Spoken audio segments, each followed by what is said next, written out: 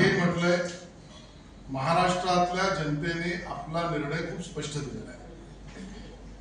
ज्या पद्धतीने मतदान आणि समर्थन महायुतीच्या बाजूने माननीय मोदीजींच्या नेतृत्वात, माननीय अमितभाईंच्या योजनेत आणि माननीय देवेंद्रजी, एकनाथ शिंदेजी, अजितदादा पवार यांच्या प्रचारात आणि नेतृत्वामुळे जो विजय मिळाला आहे तो विरोधी पक्ष पचवू शकत नाहीत आणि त्यामुळे हा कौल महाराष्ट्रातल्या जनतेचा आहे।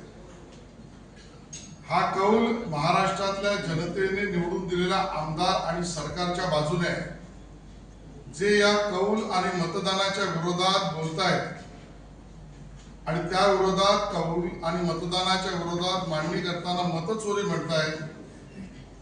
ते मतचोरी बद्दल बोलत नसून महाराष्ट्रातल्या जनतेशी हरामखोरी करतात असं मला वाटतं।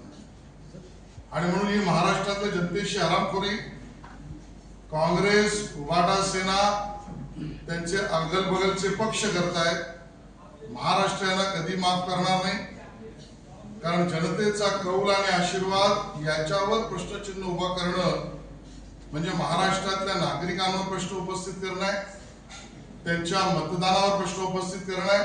आणि त्यामुळे मी थेट म्हणतो ही महाराष्ट्राची हरामखोरी या पक्षांनी सुरू केली आहे।